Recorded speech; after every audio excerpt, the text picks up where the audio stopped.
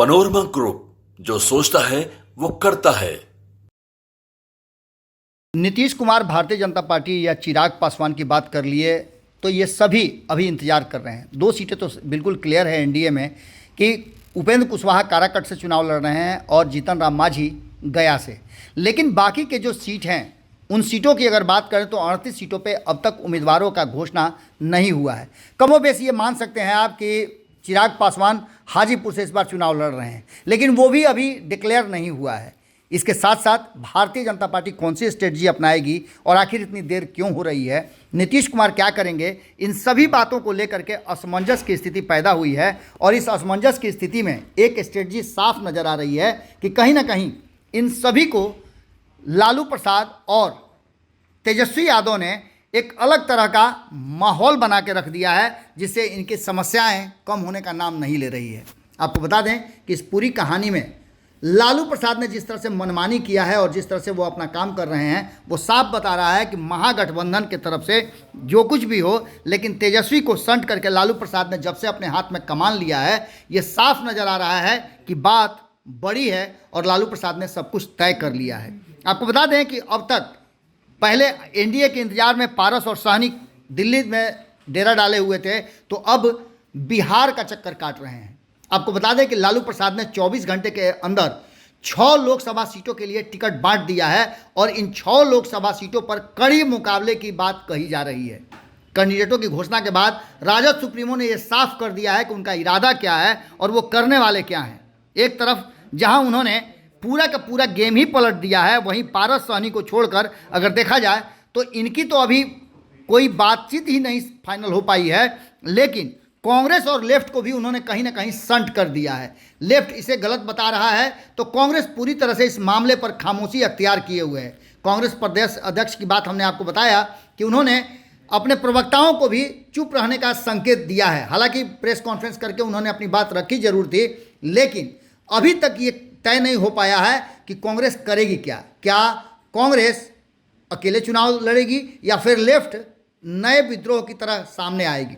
लालू की महागठबंधन के जो सुप्रीम अथॉरिटी हैं उसका पूरा काम कर रहे हैं और एक बार फिर से अपने पुराने अंदाज में 90 के दशक में जिस तरह से वो चुनाव लड़ा करते थे, उस अंदाज में लालू प्रसाद ने अपनी चौकट या कहा जाए कि चौकी लगा दी है। लालू दरबार में टिकटार्थियों की भीड़ लगी हुई है और लगातार बार एक एक करके वो बुला रहे हैं और उन्हें टिकट दे रहे हैं। इन सारी बातों को लेकर के जो सामने नज़र आ रहा है वो साफ बता रहा है कि इस बार लालू प्रसाद एक भी कदम ऐसा नहीं रखना चाहते हैं जिससे कि सामने वाले को टक्कर न दे सकें। और इसी इंतजार में कहीं ना कहीं भारतीय जनता पार्टी के साथ साथ नीतीश कुमार भी हैं। हालांकि लालू प्रसाद ये समझ गए हैं कि इस बार की कमजोर कड़ी नीतीश कुमार होने वाले हैं और नीतीश कुमार को लेकर के वो काफ़ी आशान्वित भी हैं। एक तरफ जहां ये सारी बातें सामने आ रही हैं, वहीं आपको बता दें कि राजद कोई भी नुकसान उठाने के लिए गठबंधन में तैयार है, लेकिन सीटों पर कोई समझौता नहीं करेगा। लगातार लालू प्रसाद अपने सीटों को लेकर के आशान्वित नजर आ रहे हैं। अब एक बात और नजर आ रही है कि बक्सर से भी वो जगदानंद सिंह के पुत्र को मैदान में उतार सकते हैं, क्योंकि आपको पता है कि किस तरह से उन्होंने नीतीश कुमार को मंत्रिमंडल में रहते हुए जवाब दिया था। कई ऐसे चेहरे हैं जो सामने ला करके कहीं ना कहीं मुश्किलें पैदा कर रहे हैं। उनके सबसे मुखर जो मंत्री रहे हैं कुमार सर्वजीत को उन्होंने टिकट दिया है, तो वहीं कई बाहुबलियों को टिकट दे करके उन्होंने पूरा का पूरा गेम पलट दिया है। एक तरफ आपने देखा होगा कि सुरेंद्र यादव को टिकट देने की सुगबुगाहट के बीच हंगामा भी शुरू हो गया है, तो बाहुबली राजबल्लभ यादव को लेकर के भी उनके परिवार के सदस्यों को भी टिकट देने को लेकर के सुगबुगाहट तेज थी। लेकिन वहाँ लालू प्रसाद ने एक अलग तरह की स्ट्रेटजी अपनाई है। कहीं ना कहीं लालू प्रसाद की यह स्ट्रेटजी साफ बता रही है कि पशुपति कुमार पारस हो, मुकेश सहनी हो, इन सब को या फिर कांग्रेस या लेफ्ट हो, किसी से कोई ऐसा नहीं है कि भय है।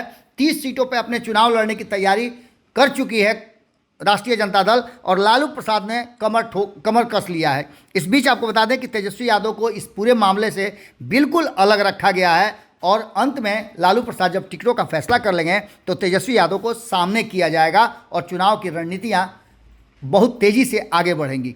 अब देखना दिलचस्प होगा कि इसमें होता क्या है और किस तरह से लालू प्रसाद की स्ट्रेटजी का नीतीश कुमार सामना करते हैं और जवाब देते हैं। जुड़े रहिए भारत लाइव के साथ। बहुत बहुत धन्यवाद। पनोरमा ग्रुप, जो सोचता है वो करता है।